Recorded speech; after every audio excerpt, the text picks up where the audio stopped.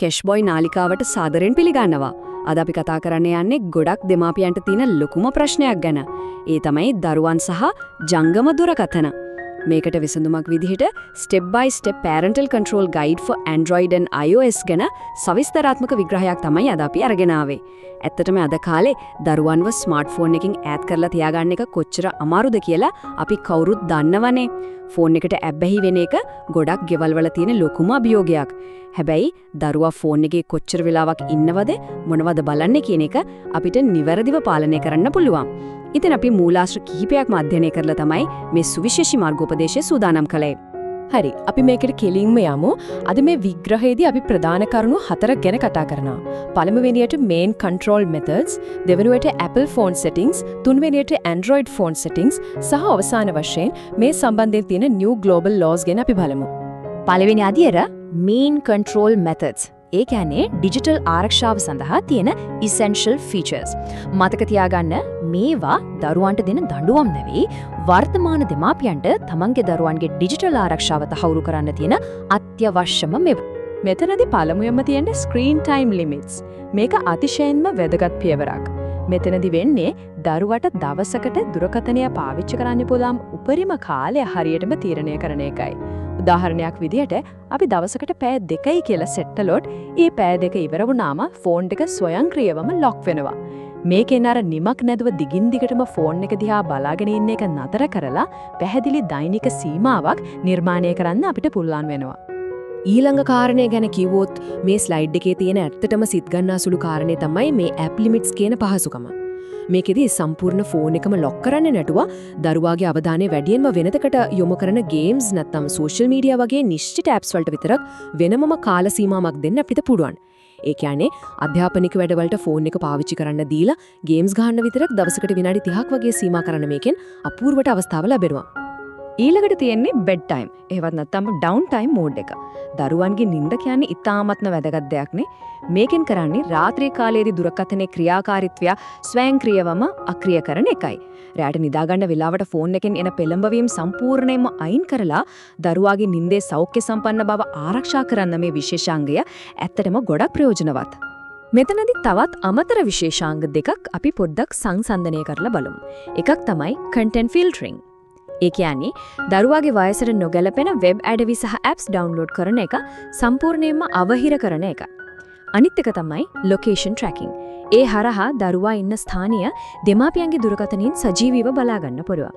මේ විශේෂාංග දෙකම එකතු වුණාම දෙමාපියන්ට තමන්ගේ දරුවාගේ ආරක්ෂාව ගන්න පුදුමාකාර මානසික නිදහසක් ලබා ගන්න අනිවාර්යයෙන්ම පුළුවන්.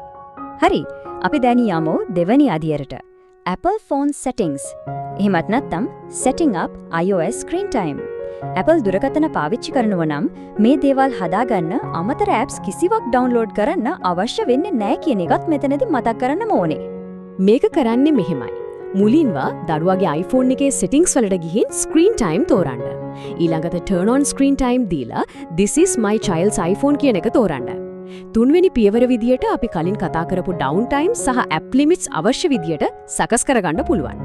හතරවෙනි පියවර සහ මෙතන තියෙන වැදගත්ම දේ තමයි රහස්‍ය screen time passcode එකක් ලබා දෙන එක. මේ passcode එක දරුවට කවදාවත් අනුමාන කරන්න බැරි එකක් වෙන්න ඕනේ. මොකද අපි හදපු වෙනස්කම් ආයෙත් වෙනස් කරන්න දරුවාට බැරි වෙන්නේ මේ රහස්‍ය කේතේ නිසායි. අපි දැන් බලමු මේක තවදුරටත් ගොඩනගන්නේ කොහොමද කියලා. ඒ කියන්නේ අපේ තුන්වෙනි අදියර Android phone settings. මෙතනදී අපි බලන්නේ setting up Google Family Link කියන කොටස ගැනයි. Android දුරකථන පරිශීලකයන් සඳහා Google ආයතනය විසින්ම තමයි මේ Google Family Link කියන පහසුකම හඳුන්වා දීලා තියෙන්නේ. මේක කරන විදිහත් ඉතාමත් සරලයි. පළවෙනි පියවර විදිහට දෙමාපියන්ගේ දුරකථනයටත් දරුවාගේ දුරකථනයටත් Google Family Link app එක download කරගන්න ඕනේ. ඊට පස්සේ දෙමාපියන්ගේ ෆෝන් එකේ app එක open කරලා parent විදිහට තෝරගත්තාම link code එකක් ලැබෙනවා. තුන්වෙනි පියවරේදී දරුවාගේ ෆෝන් එකෙන් app එක open කරලා child තෝරලා අර code එක ඇතුළත් කරන්න විතරයි තියෙන්නේ. දැන් ෆෝන් දෙකම සම්බන්ධයි. අවසාන වශයෙන් දෙමාපියන්ට තමන්ගේ ෆෝන් එක හරහාම දරුවාගේ ඩේලි ලිමිට් සහ බෙඩ් ටයිම් එක ඉතාමත් ලේසියෙන් සෙට් කරන්න පුළුවන්. තවත් විශේෂ දෙයක් තමයි සමහර Android දුරකථන මාදිලිවල මේ සඳහාම වෙනු සුවිශේෂී පහසුකම් තියෙනවා. උදාහරණයක් විදිහට Samsung දුරකථනවල ඉහළ මෙනුව පහළට ඇදලා Kids icon එක ක්ලික් කරාම Samsung Kids කියන විශේෂ පහසුකම සක්‍රිය වෙනවා. ඒ වගේම Xiaomi නැත්නම් Poco වගේ මාදිලිවල settings වලට ගිහින් digital well-being හරහා parental control සකස් කරගන්න පුරුවන් බව අපිට මේන් පැහැදිලි වෙනවා. අපේ 4වෙනි සහ අවසාන අධ්‍යයන New Global Laws. ඒ කියන්නේ World Wide Regulations on Child Screen Safety. දරුවන්ට මේ ලගේ සීමා පැනවීම අසාධාරණයි කියලා කාට හරි හිතෙනවා නම් මේ ගෝලීය නීති දිහා බැලුවම මේකේ තියෙන වැදගත්කම අපිට හොඳටම පැහැදිලි වෙනවා. අපි මේ දේවල් කරන්නේ ලෝකයේම සිද්ධ වෙන දැවන්ත වෙනසක එක කොටසක් විදිහටයි.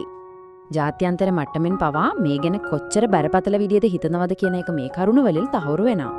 ඔස්ට්‍රේලියාවේ 2025 දෙසැම්බර් මාසයේ ඉඳලා වයස අවුරුදු 16ට අඩු දරුවන්ට සමාජ මාධ්‍ය සම්පූර්ණයෙන්ම තහනම් කරන්න තීරණය කළා තියෙනවා. ඒ වගේම වයස තහවුරු කරන්න මුහුණු ස්කෑම් කිරීම වගේ දේවල් අනිවාර්ය කරලා තියෙනවා. ඇමරිකාවේ KUSA පනත වගේම යුරෝපීය රටවලත් මේ වගේ නීති දැන් ක්‍රියාත්මකයි. මේ නීති කඩ කරන ටෙක් සමාගම් වලට දැවැන්ත දඩමුදල් ගෙවන්න සිද්ධ වෙනවා.